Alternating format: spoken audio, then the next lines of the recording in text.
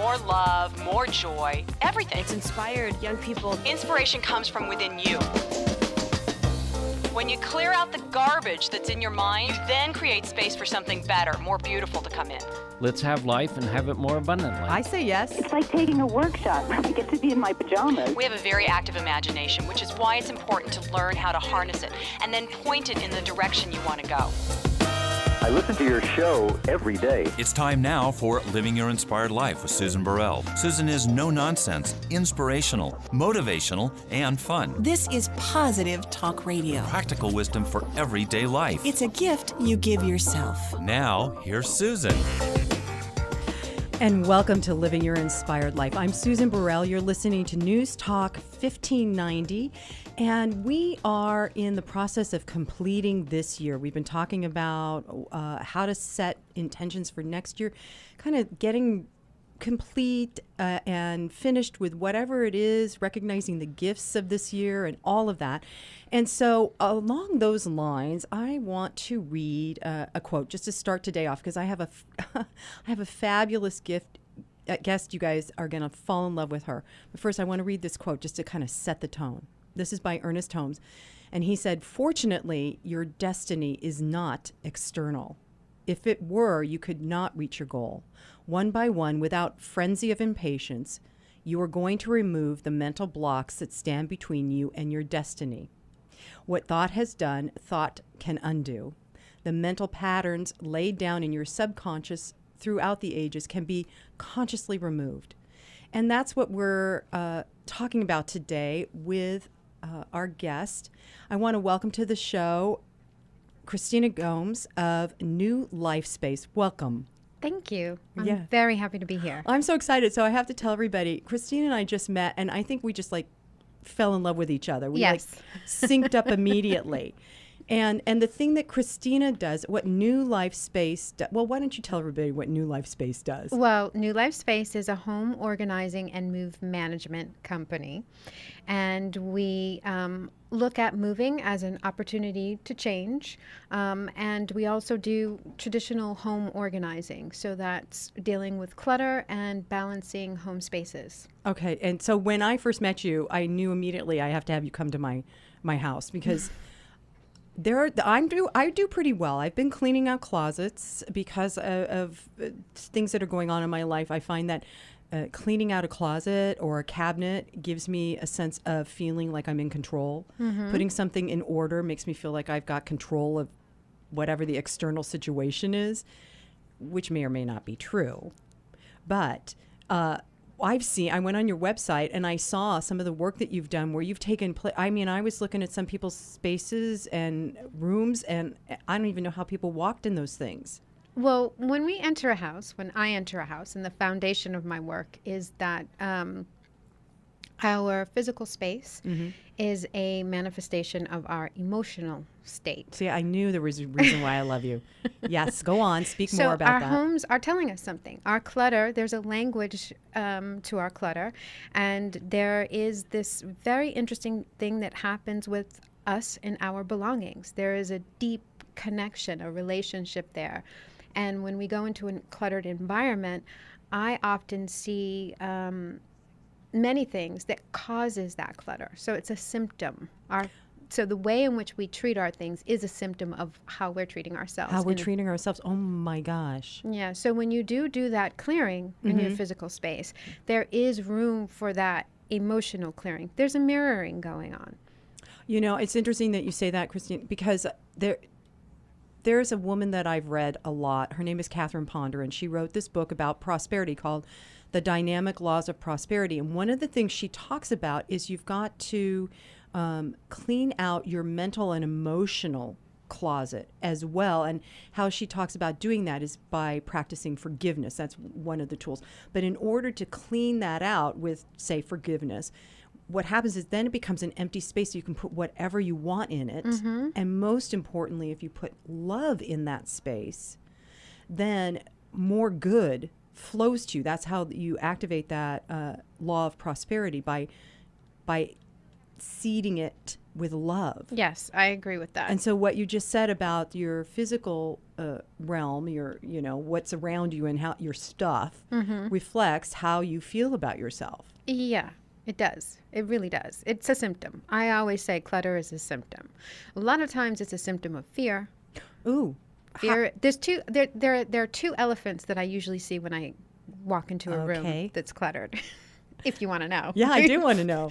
The first one is fear.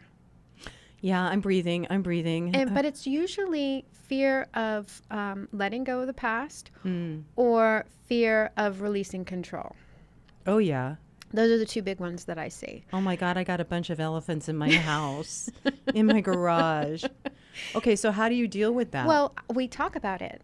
When I go into homes, I immediately see it, but you can't really expose and point fingers and say, you're fearful and this is why, and it doesn't reveal itself that quickly.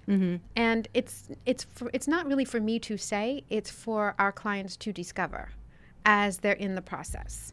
But a lot of it's not literal, so you don't see it right away. So fear of letting go of the past. A lot of times we automatically think, I hear a lot of, oh, my mom gave me that, so it's special, I can't let that go. Oh, yeah.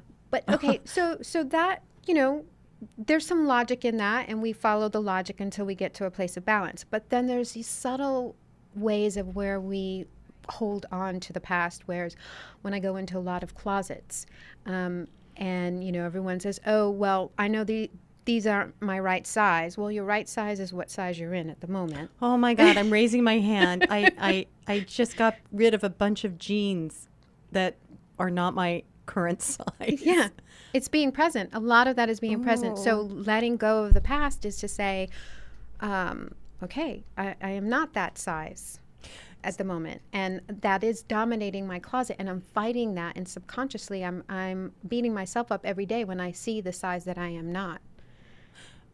Oh, my goodness, you're right. Yeah, there's a lot of that going on. You're right. You are so right. And it's hard to be present with what is. It's hard to, especially if you're going through a change or a transition, which oftentimes when people are moving, that's exactly what they're doing. Yeah. But even if you're not moving, going through that change or transition it makes it really, most people, and I'm one of them, most people don't want to be present with the stuff that is not necessarily happy making. Which is interesting because they don't want to let it go either. Oh my God, are we crazy or what? Human beings. I think, there's the fear part. We really have to check into our fear. And then there's the other part, the other elephant is the addiction, consumer addictions, our need to have, just to have, having to have. Oh my God, so that's a third elephant because you said fear, control, and now consumer addiction. Yeah. Oh my God, I'm going to go home and look at everything I got for Christmas and decide if I really need it.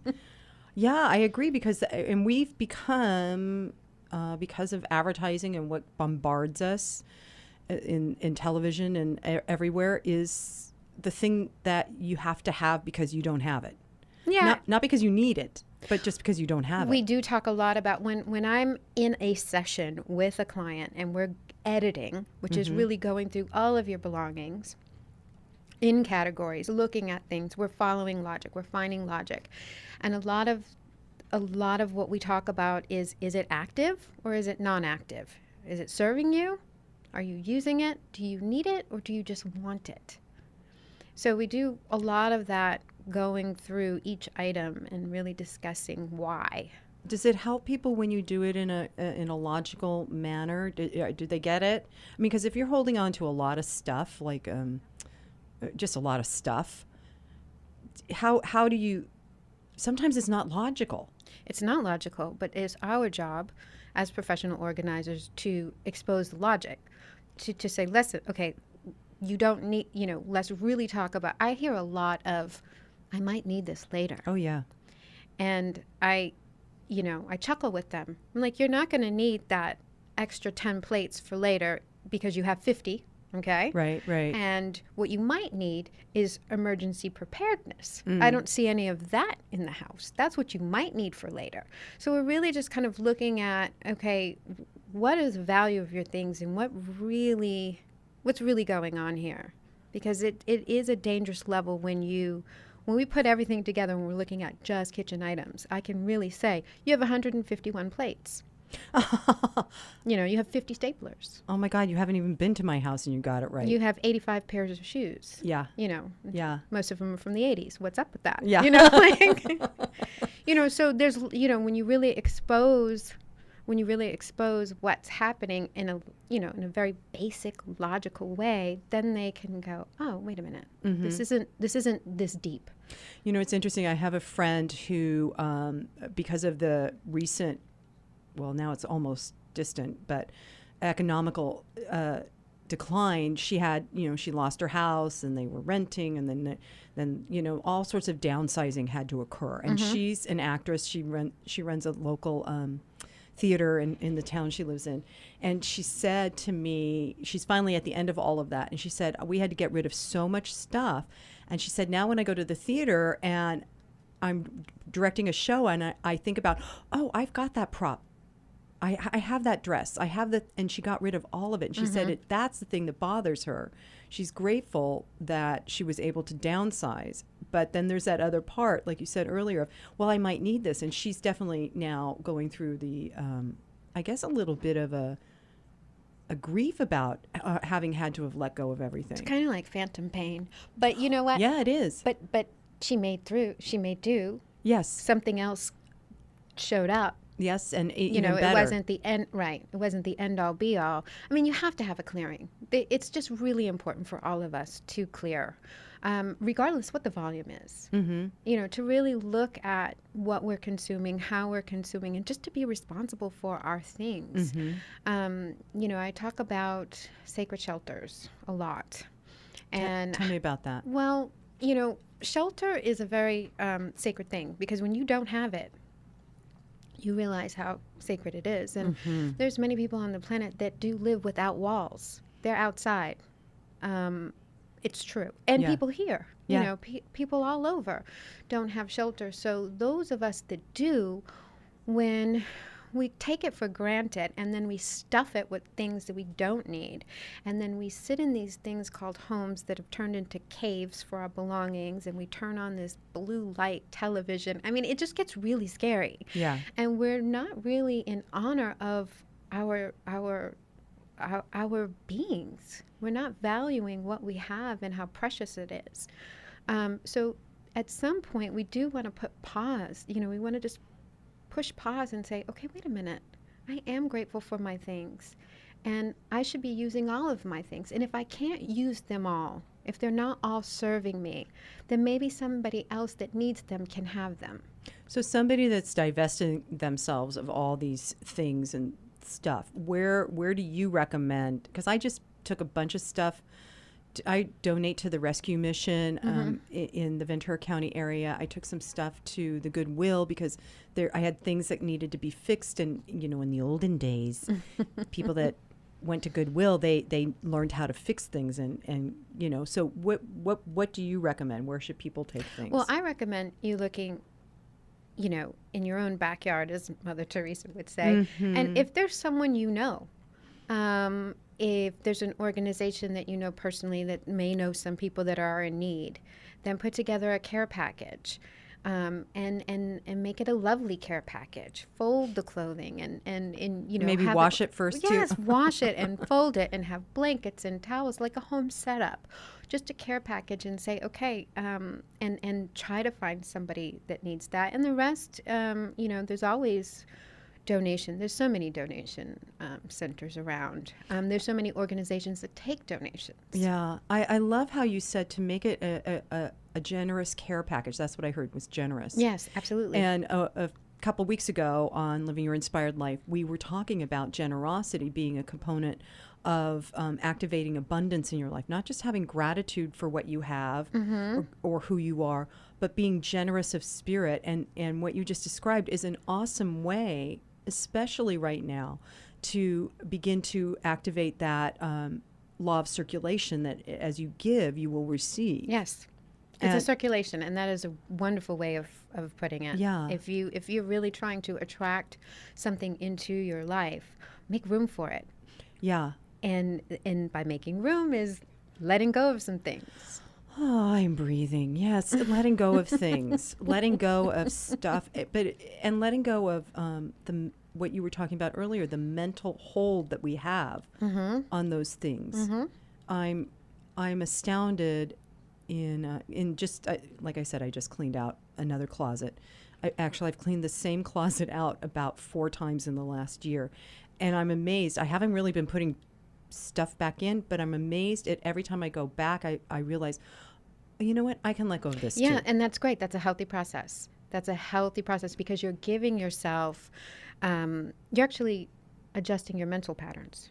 So when you did it the first time, you maybe could only do 10% of the things in there. And then you go back in and your brain knows, wait a minute, here we go again. We're going to do this. And you get a little further down the path. Eventually, you're going to learn a lesson. You're going to see why those things came into play. Why were those things, why was your closet so cluttered or so jam-packed? What was missing in you that you had to stuff your closet? Oh my goodness. Yeah. It's all related. Yeah. And you, every time you go back and you do that process again, your brain opens up a little bit more and will give you a little bit more clues as to why you keep doing it. The key is not to be hard on yourself when you're doing it or when you're opening your closet. So that's a lot. I see that a lot too. Oh my God. We're not yeah. gentle with ourselves. We really beat ourselves up emotionally and mentally when we open the closet, or why am I not that size, or why is this a mess, or I can't stand this closet, or look at these things. These, I wish I could afford this or that. That chatter Yep. is really, really dangerous. Yeah. That toxic chatter. When we eat something toxic, we have a digestive system that filters things and gives us a chance that we won't be poisoned. Right.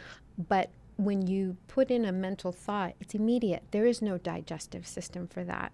So we have to really be cautious about what we say to ourselves when we're in that process. And I think that's where a lot of professional organizers do help with people learning how to let go, is we protect you in that emotional way Yeah. of saying, wait a minute, we're not gonna go to the beat up path. Right. Let's stay present and really follow logic here. Right. So as you've worked with clients, I love Christina, I am just so grateful that you're here today, because as you're talking, my brain is kind of going sideways a little bit. But I also love this idea of being gentle and kind and loving with yourself as you go through the process of letting go, whether it's emotional or physical letting go. So when you're working with a client and say they have that abusive pattern, hello, I'm raising my hand again. We all do. Yeah. Why didn't I do it differently? Why, me.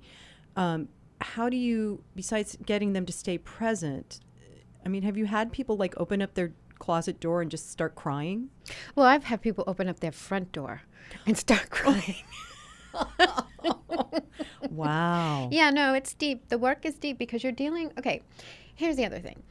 We have emotional imprints in all of our belongings. And I see this, okay, I've been doing this for over a decade. This will be my 13th year. And no, this will be my 11th year. I started in 2003. So this is hundreds and hundreds of homes. So I've seen reoccurring patterns in all of us. We're all very similar when it comes to our things. That's why I have to go back a lot to the consumer addiction and the programming that we're getting, because the end result is a lot of the same thing. Oh, yeah. But back to when someone opens the door, why they're crying. But we have emotional imprints on all of our belongings. So we pick up something and immediately there's an imprint that goes onto it, like a baby with their safety toy. Right. Except we've run amok. A baby has one toy or one little passy or their blanket or their little special thing. It's very interesting. They have one. Yeah. 2 max. They don't have a whole bucket of things that they need with them every time. Right. It's usually just that one little blankie. Whatever that is, that emotional imprint, we're doing on all of our things. So then there's a vibration or a language or an energy that is in our house. Times 10, times 20, times 50, times 100, times 1,000. Oh, my God. So there's all that circulating. So we're embodying that all day long. And then add your husband, add your child, add the aunt that's staying with you, or the mother that's staying with you, or the old stuff that you've inherited. Right. All of that energy is in there. Right. And eventually, it will topple us emotionally. And this is, you're talking, and because it's energy, we're not even aware of it until we begin to clean it out. Correct. Or you're moving. Right. And that's why moving becomes so emotionally draining, because all of your things are being stirred up at once. And that's never the case. That's usually, your things aren't usually stirred up all at once. Right. You know, you might attack a closet, or you might work in the kitchen, but moving, it's everything all at once. So it does topple us emotionally. Yeah, and you know, as you're describing this, it sounds like not just moving, but even somebody who's going through a divorce, it does stir everything up, because you begin to look at everything that you have in your or divorce, or Any kind of change. Any kind of any life kind of change. loss. Any kind of loss, yes. Or if you have somebody who's passed on, Yes. you looking at their things or looking at our things together, and what is it I want to keep that will remind me of this person, and what is it I can let go of. And sometimes when my father-in-law passed away, my mother-in-law, within a week, got rid of everything in her house, her furniture, her pots and pans. She kept one fork, one spoon, one plate, something like that, you know, and all of a sudden all the kids were getting the stuff she thought we would want because she was going to move. And then, you know, a month later she calmed down, the grief, you know, lessened a bit, and she went, oh, I don't need to move. And so she went and bought herself new furniture. Well, that's healthy. It was really healthy. That's healthy because it's new energy. Mm-hmm. That was healthy. Now, the question is, did you all want the stuff? No. See? No. Isn't it interesting? That's And now interesting. and when you said it's even... Because it could have been her logic for holding on to stuff that one day you'll have it and value it. But a lot of the times, nobody wants that stuff. No, we got some stuff, and I was like, oh, dear. Yeah. It's funny. You know, and my husband at the time thought, this is great, this is great. I'm like, oh, dear. Was it the energy or the stuff? You or- know, I wasn't thinking about it being the energy, but I think it was. I think, you know, it could have been the intention behind, you know, and I love my mother-in-law, but it could have been the intention behind it. It could have been, even like you said, the things hold the energy of the previous owners. Yeah, absolutely. And if it's something that's been handed down, you know, my so on my side of the family, my grandmother, one of my grandmothers, had all the silver, right? All silver teapots, coffee trays, all that stuff. And because I'm the girl in the family, my mother gave me all that stuff. So now I've got silver stuff stuck in a cabinet that I don't use. I mean, I would not advise you to let go of your silver. Well, yeah, if you know the price of silver these days, you it's may want to pricey. hold on to that. It's See, there's pricey. some logic there. Yeah. There's some logic there. There's value in that metal. So that's a little different. Okay, what about China? I'd have to do You'd have to be, look at it. Yeah, it would and I would not evaluate that. Somebody else, I mean, a professional that would do that would be able to tell you the accurate value of that. But we would source that for you to say, okay, let's really, before you let this go, is there some immediate value, and is it time to sell that? Right. Or is it time to hold on to that and give you really look at that? Now, a lot of times I also see stuff like Beanie Babies, and I don't want to call out product, but they're like, no, that's a collector's item. No, it's not. My son had tons of Beanie Babies as a little. And I don't want to, you know, And- Beanie Babies. I don't want to attack a particular Right. Well, brand I got but bags of stuffed animals because as he grew up, you know, I was trying to like, all right, let's clean this out. Let's just stay present. And do you really? So I think I've got 3 big garbage bags full of stuffed animals in my garage somewhere, because at age 13 he wasn't ready. At age 16 he wasn't ready. And I don't know about where he is now, if he's really ready or not. it's really kind of you that you held on to it Yeah, there's for other him, things I so that didn't. he's, you know, he can make a decision. Yeah, there's Because that's the other thing. It is the divine right of the individual to be able to decide if they want to let go of it or not. And if you force someone, then there's a loss that it's kind of like it's a robbing them. violation. Yeah, it is. It's Yeah. a violation. It's very difficult to overcome that. Yeah. You think you're cleaning, but you're really cleaning out. Right. And that's, Without their permission. right, and that can cause some trauma. Mm-hmm. I totally get that. Yeah. I totally get that. Yeah. The other thing, not just loss, I also see couples merging, Oh, coming into space with their things together, yeah. or someone moving into an existing space. So girlfriend moves into boyfriend space.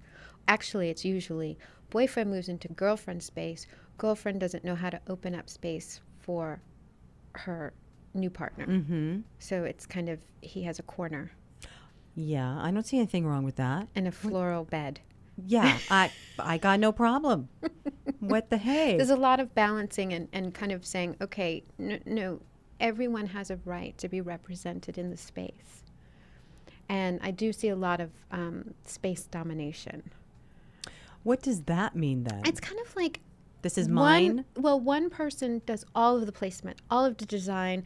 Everything is turned a certain way to their control, to their liking. And if you come in and you don't put it away correctly, there's a consequence of some sort. But it's their house too. It's their expression also.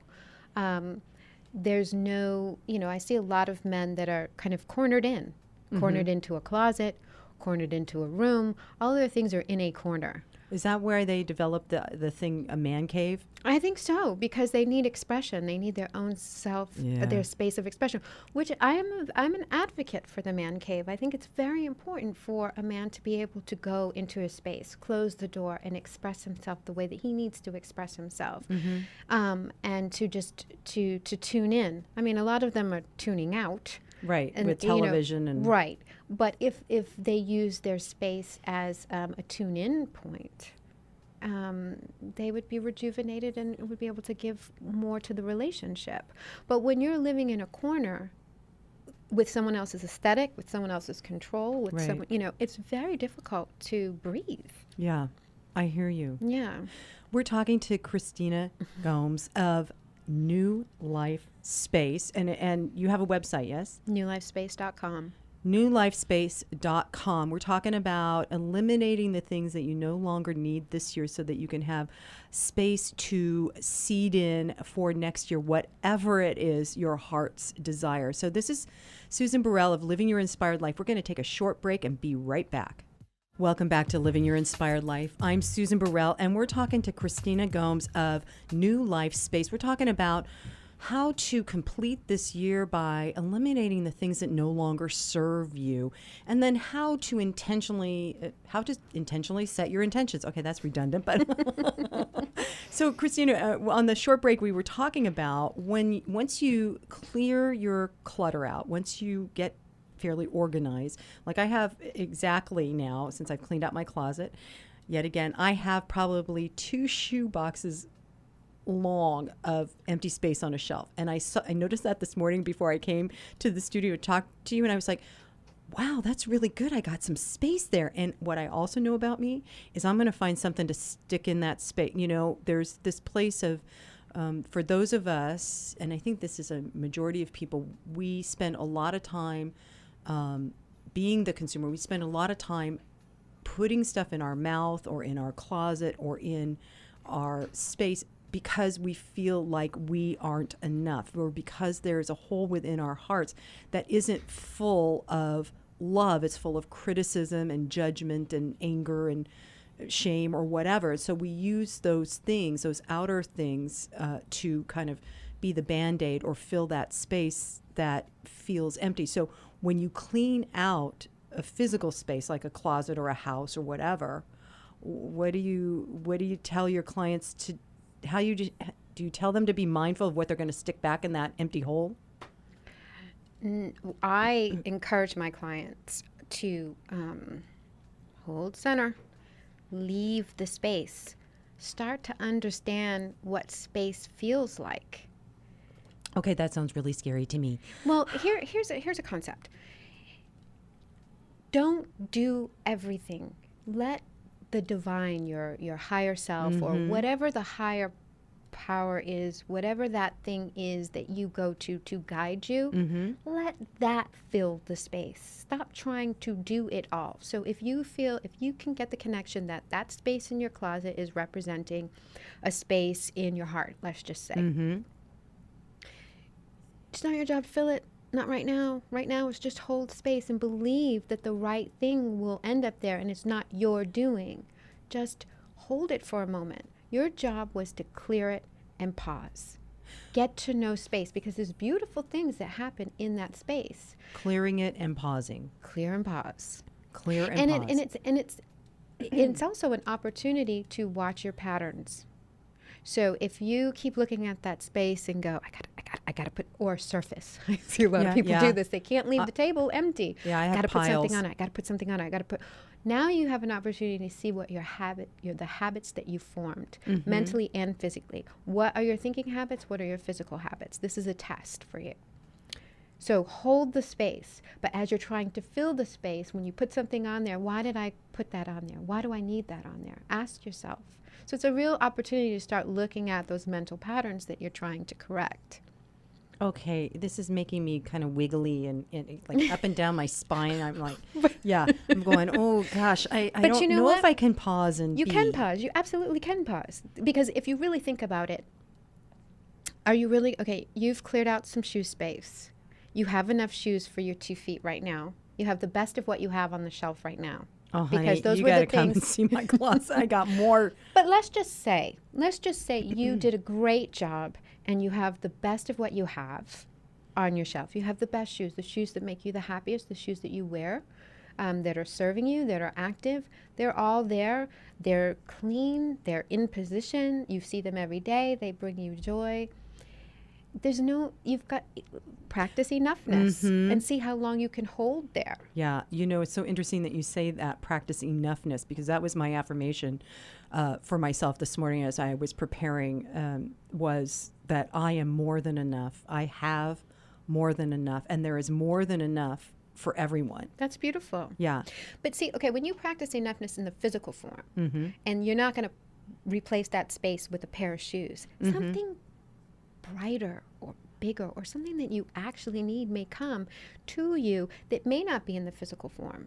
Right. It may be a friendship. It may be an opportunity. It may be something else that you actually need, that you actually desire. And I can't say if you got those shoes and you put it in that space, now you're blocking a new friend. I can't say that Right. for sure.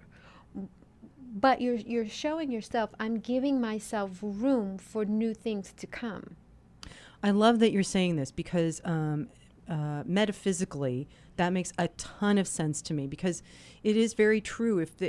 It's not just the physical space that we're clearing, but there is that mental and emotional space that opens up.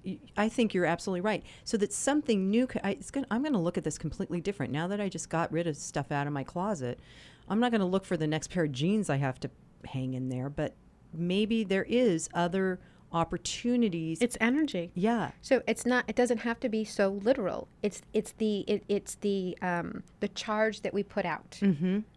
Okay, so if there's a charge we're putting out, I want. Right. Right. Or I'm calling in. You're just giving yourself a little bit more space.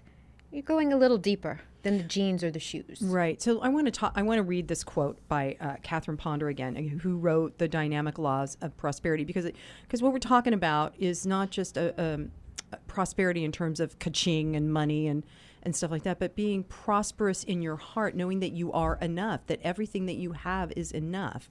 And one of the things she talks about is that each and every one of us is here on the planet. We've been called here by divine plan, so to speak. And we each have this divine urge within us that wants us to be fully expressed and fully fulfilled. And we utilize all our creative talents. If we utilize all our creative talents, a lot of us don't do those things. But, so I just want to read this because I think it activates this other idea that I want to invite everyone, as you're looking at this new year, to contemplate. And she says, each of us comes forth on this earth plane with the divine plan wrapped up within our soul nature. this divine plan longs to manifest for us, and calling on it releases it. It matters not what age you are, how long you have lived, what you have done or have not done with your life. If you will begin daily to declare the divine plan for your life, it will lead you to your good. So in when you say, Christina, about being in the pause mode, after you've cleared things out, be with what is, just be with what is. I think what happens is we begin to notice that we have created space for whatever that divine urge or whatever that creative impulse is, Yes. to begin to be explored. But if we're so surrounded mentally, physically, emotionally with stuff that just is distracting and cluttering and energetically yucky charged, then then it's very hard for us to be creative. Well, yes, because there's a vibration that goes on.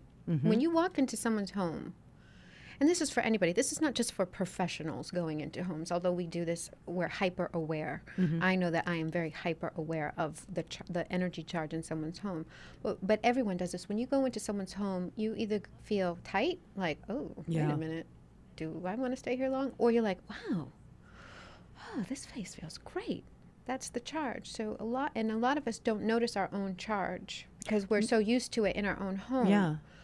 But when it's very cluttered and it's dense and it's run amok and we're not in gratitude, we're just entitled and stuff is thrown every which way and you can't breathe or move, there's a tightness that starts to come. Then when we have that tightness, there's very little that is going to come towards us. Opportunity, change, very little. There's very little room. We're closed. As you're speaking, I'm flashing on my mom. I love my mom. My mom's going to be 80 this next year, and she has health issues, and she has an office that she had built specifically for her because she has done genealogy for the last 20 years, maybe more.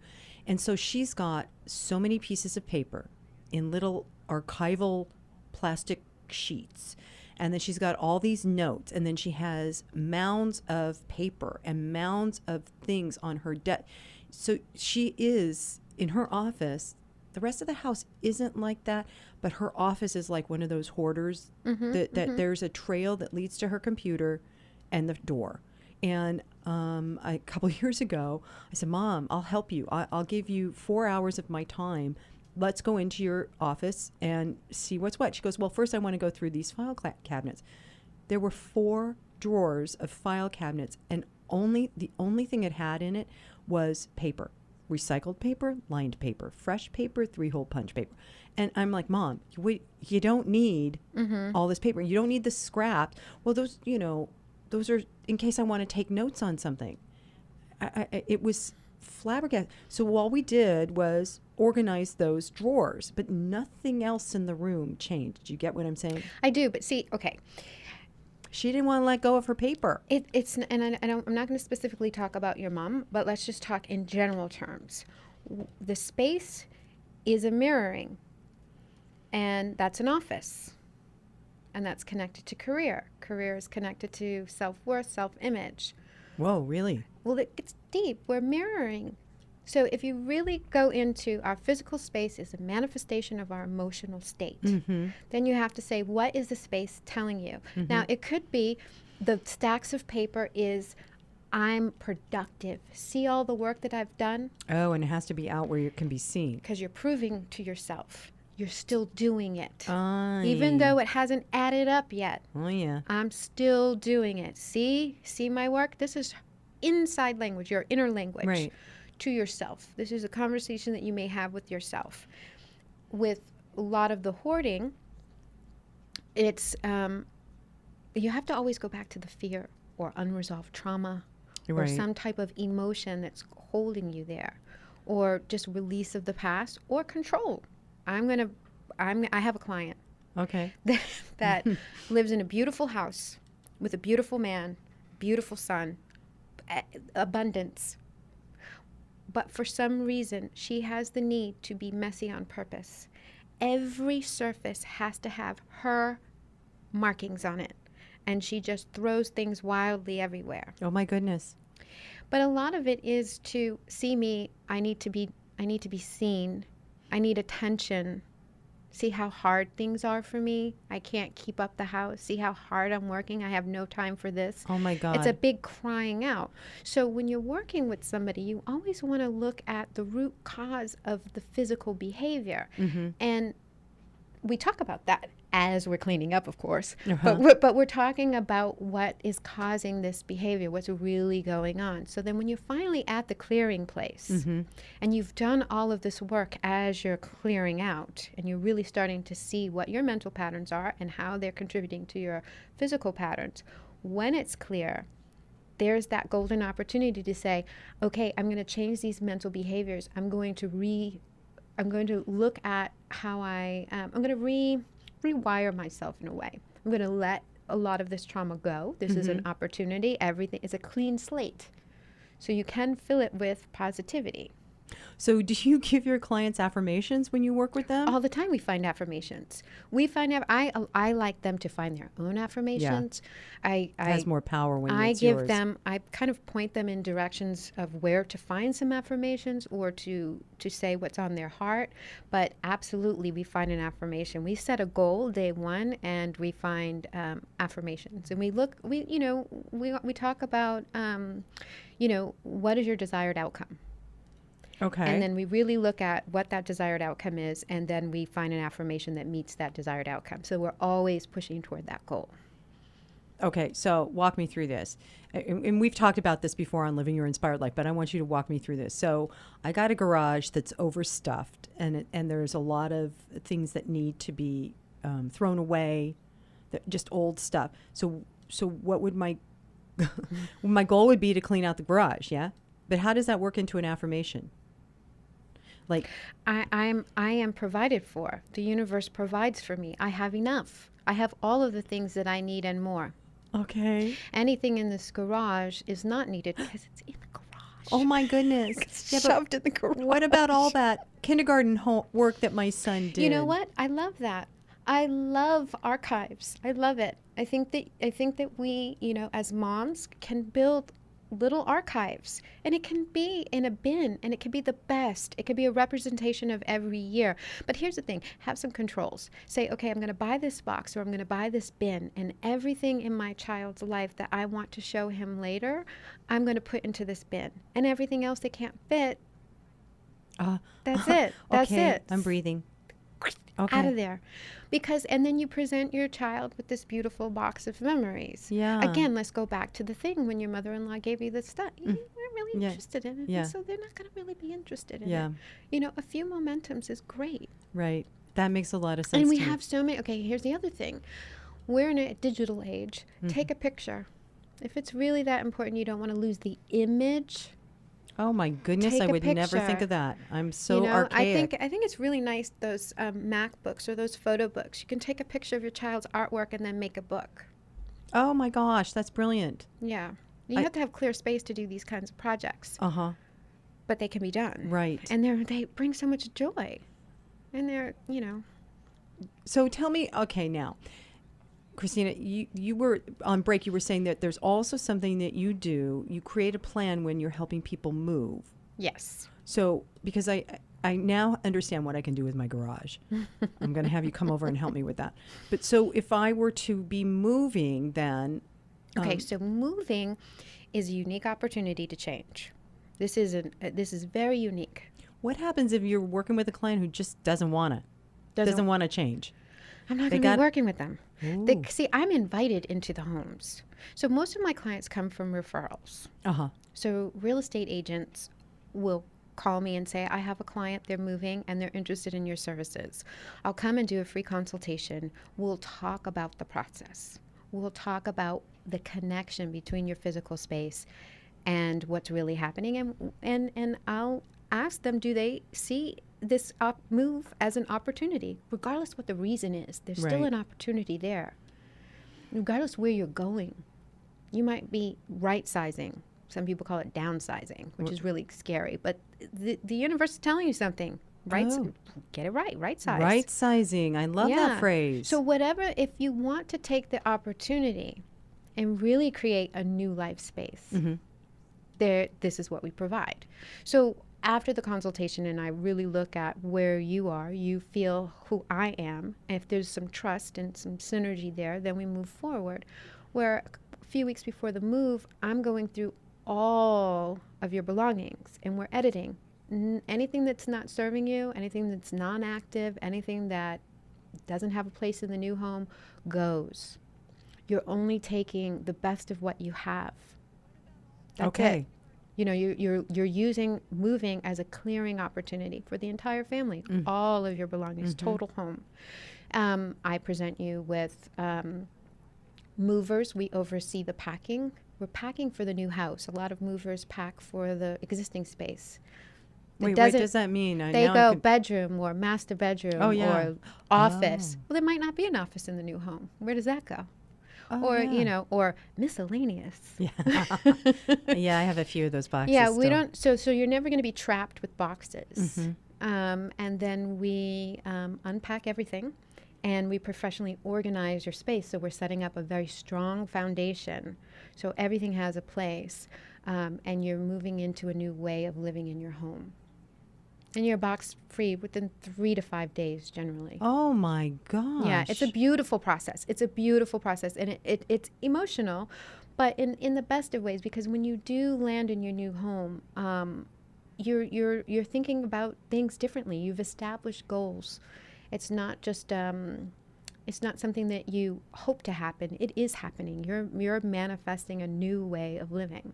So when somebody's moved and you're helping them, you guys help them unpack the boxes. Do you also help them rearrange furniture? We do space planning, absolutely. We space plan. We also, you know, make sure the guy gets his man cave, or they're represented, or we really look at what wasn't working in the old space and what type of behaviors do you want to have in the new space. So everyone is represented.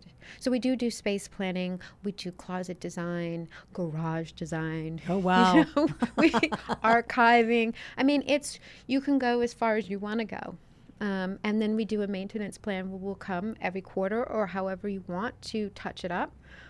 Or to just That's brilliant. Yeah, just to make sure that your volume of consumption is under control. Yeah. So That's brilliant. Years ago, I had somebody come to help me organize the office space in my house because we were moving it from my husband's home office, because by then he had his own office in a building, to what could be my home office. And so I had her come and she helped me like rearrange stuff because it didn't feel right to me. Yeah.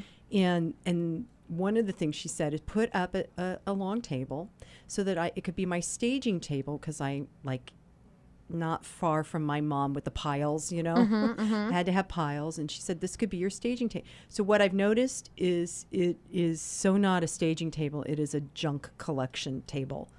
And so that I don't use that office. Well, I don't use the office because I don't like it. But anyway, I'm not using it. There's something else why you don't use that office. Yeah, there is a lot of that. But we don't have to talk about that on the radio. Thank you. And and when that happens, anybody that's using an organizer, if there's a system that is set up and you try it and it doesn't work, call that organizer back up and say, epic fail. Let's think of something else because this isn't the right fit for me. Right. Because there are other ways, you know, a staging table, knowing your mom's history and your connection to that and the whole thing, that probably wasn't the best idea right away. Or maybe it was a staging table with baskets for individual subjects. Maybe, you know, you're just slightly off. Oh, yeah. You know, but sometimes things need to be tweaked.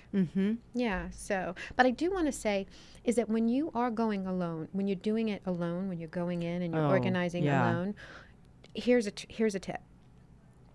Organize in categories. Okay, you said that earlier in the show. What does that mean? Okay, it's really important because let's think about the energy and let's think about the energy and the imprints and all of that. So you want to do it in like things. So just go, I'm going to edit my books and get all the books in the house and edit the books. Okay. Or papers. Always do papers last. Because if you do everything else first, Oh, okay. so finish that. Finish yeah. that thought. You do papers last because Do papers last because papers really tangle us. We'll go spinning. So do papers last. Do other things first so that your mind starts to go, oh, this is what we're doing. And your body starts to know, okay, we're editing and this is how it feels. By the time you get to the paper, you've got some basic skills. right. So just push the papers to the side, put them in stacks neatly in one area, but really start to go through categories. Kitchen items, decor. I'm only going to do decor today. I'm only going to do bedding. Don't go into one room and do whatever's in that room because there's too many different items. Just go focus on one category. Christina, that makes so much sense to me now that you've explained it, because I'm the kind of person that goes into a room, and then what happened? You spin. I do, and We all do. And I think about it, okay, I want to rearrange the furniture, but I cannot see like where the furniture is supposed to go differently than the way it is now. I just can never do that. If you're going to just do one room, then at least separate the things. Here, put all the books in a stack, put all the decor on a table, separate the categories so that you can start to see, okay, what am I working with? These are the elements that I'm working with. And for goodness sake, take breaks. Step away. Like if you get to a point where you're like, oh no, it's getting kind of crazy, step away. Okay, for how long? 5 minutes? 5 Get days? some protein, Oh. drink some water, Uh-huh. get some fresh air, say your affirmation, and then head back in. Okay, I think I could do that. Yeah, and don't be hard on yourself. All right, still working on that one. I am more than enough. I have more than enough, and there is more than enough for everyone. Christina Gomes, thank you so much. Thank you. This was great. I thank you so much for the opportunity. You have definitely started some new neuro pathways in my brain to rethink and look at my stuff internally and externally Fantastic. from a new perspective, new eyes. Fantastic. Yeah. I'm going to go home and look at my stuff through Christina's eyes. And I'm going to see what I'm going to do with all those piles of things and stuff and all that stuff. Thank you. Yeah. Thank Hopefully you. I can create more room for, well, I do have a shoe thing. I might have to We all have. might have to something, get yeah. a couple more Yeah. pairs of shoes to fill that space. But Yeah. so we've been talking to Christina Gomes of newlifespace.com. Yes, That's where newlifespace.com. people can contact you, right? Yes. And if they're looking for professional organizers, or just to learn about the industry as a whole, they can go to NAPO.net, which is the National Association of Professional Organizers. Who knew there was a national association? There's a National Association of Professional Organizers, and I am a certified professional organizer through the Board of Certification for Professional Organizers, which is called the BCPO, and that's professionalorganizers.org. Wow. Yeah, so it's a whole industry, and we're all excited about working in people's homes and helping to elevate. Awesome. Thank you so much for Thank you. being on Living Your Inspired Life. And if you've been listening and you've missed anything, you can go to our website, livingyourinspiredlife.org, get caught up, tune in, tune up, and develop your own positive perspective. This is Susan Burrell, and until next time, namaste, and so it is.